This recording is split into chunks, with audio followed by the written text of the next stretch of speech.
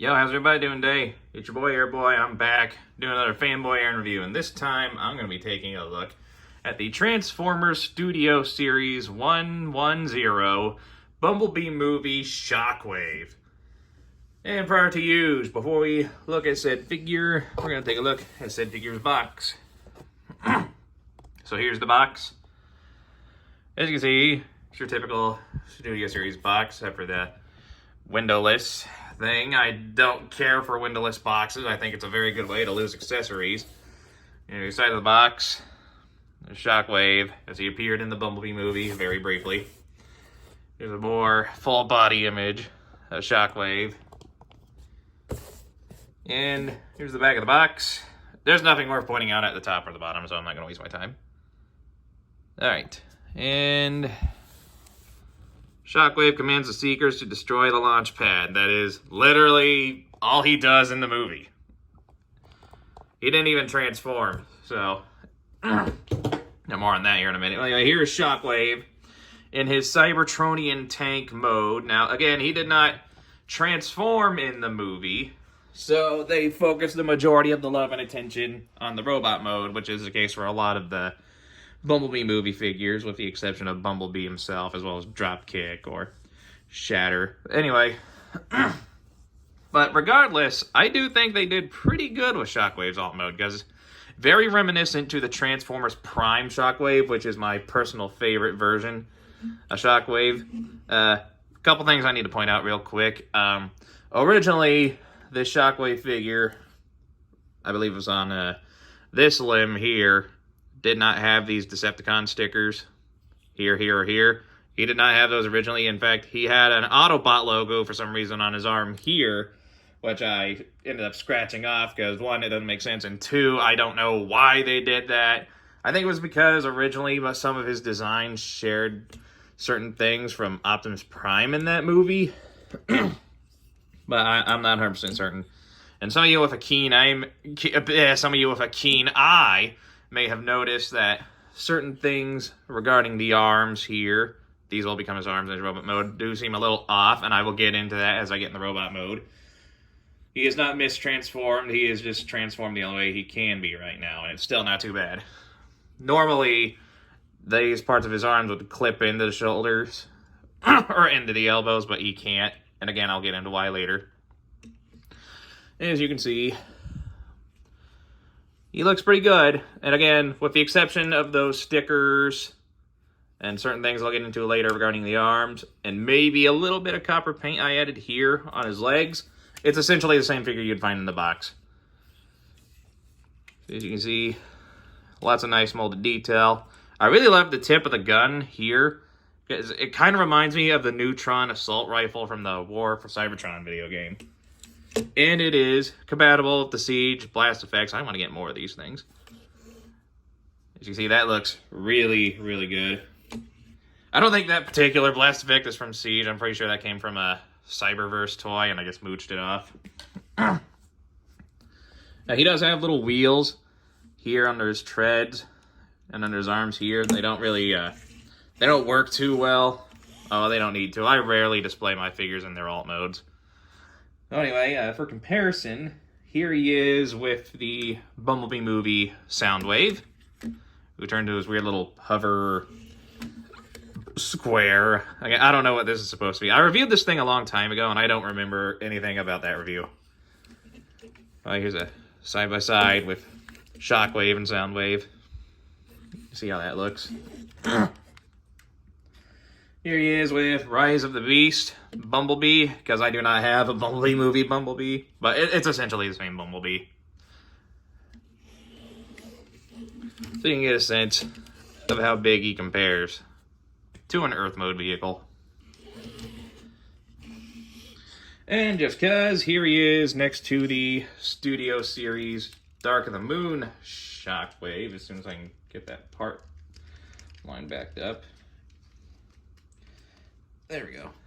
Here he is next to the Dark of the Moon Shockwave, just so you can see how the new movie universe compares to the Bay movie universe.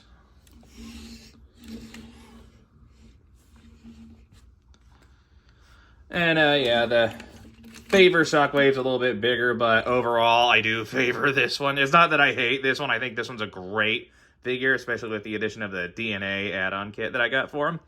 But this one is a better Shockwave. Despite his one little flaw, which, again, I'll talk more about here in a minute. Now, transform this guy, super simple. Remove Z-Gun. Then take Z-Gun, bring it down on a double hinge, and bring it in like that. Now, you don't have to remove the gun completely, but if you want to, you can.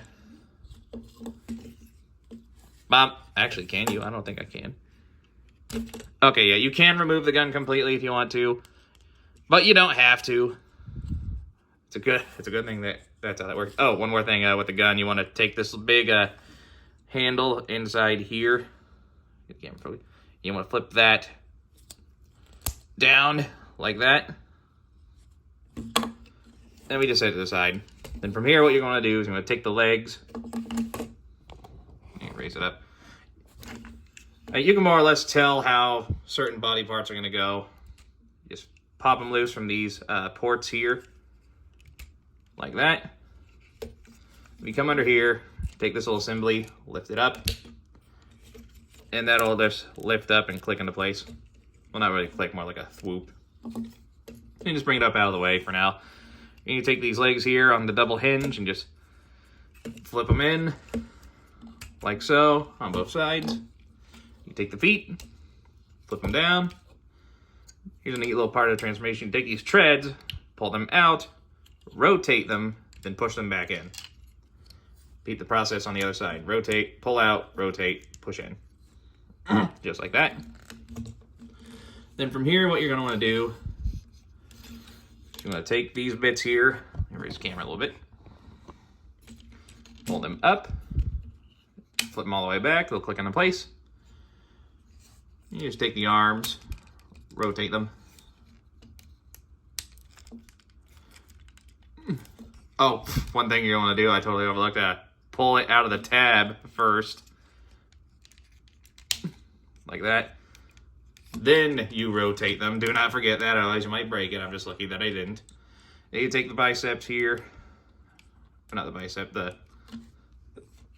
elbow here and rotate it. Some of you have a key name, I noticed that. I'll get into that here in a second again. Rotate the elbow. Then from here, what you want to do is you're going to lift the head up. Like that. Then you take the chest, bring it all the way up. Make sure it's pressed into place. And we're just about done. What you want to do now is you want to take the arm, pull it open here, flip the wrist out that's on a ball joint, flip it back into place. And one thing I should note here, you can leave the hand inside and put the gun on this arm, but I like to leave it on this arm because that's how it was in the movie. And for that, and again, there is a hand here, you can flip that out, but you want to put the gun on the arm, you got to leave the hand inside. There's a little tab here that's meant for, or a little slot hole here that's meant for that tab right there. You just plug it in like that. And there we have his cannon arm, all rigged up and attached. And here we have Shockwave in his robot mode. And I gotta say, he looks absolutely phenomenal. Like, it uses a lot of heavy Generation 1 design cues, but I get a lot of Transformers Prime vibes from this Shockwave as well, and I absolutely adore this thing. Like, it just looks so good, especially from the back. Like, again, since he, among other characters, didn't actually transform in the movie, they got to focus all their love on the robot mode, and they absolutely nailed it with this guy. So, with the exception of, like, those tank treads there on his legs, he doesn't really have any vehicle mode kibble, which is a godsend. Now, for his articulation, well, actually, let me bring him in closer so you can get a really good look at the details before we get into that.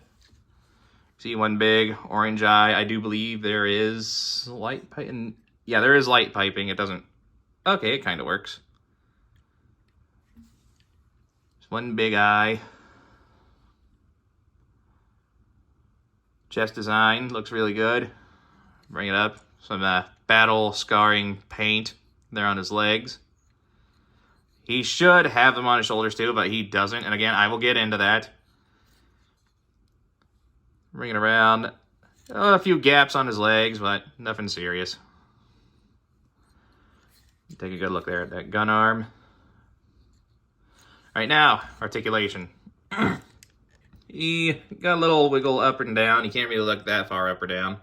You can do a full rotation, though. The shoulders, can do a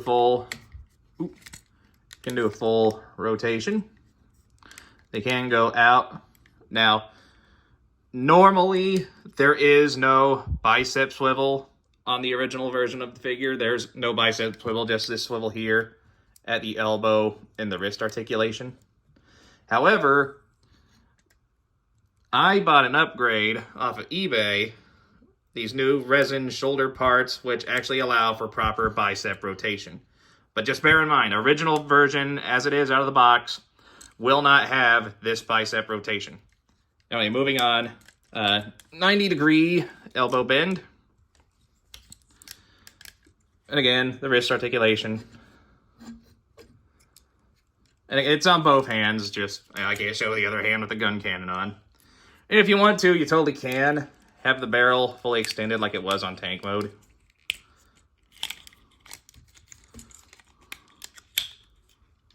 Yeah, that's one thing you can do. Me personally, robot mode, I leave it in. He doesn't need that much extra wiggle room there anyway. Then he's got waist rotation, which is very good. His legs can kick up that high and go back all the way. He can do the full splits. He has a rotation at the knee. A 90-degree knee bend. And he does have some slight tilt at the ankle. I wish he had a little bit more tilt there, but otherwise, the posability isn't too bad. Like, even before I got the upgrade kit and there was no bicep rotation, you could still get some pretty decent poses out of the guy. But I will say that if you're able to find those parts on eBay, there's multiple people selling them, so I won't post like a specific link. It does help very, very much. That popped off.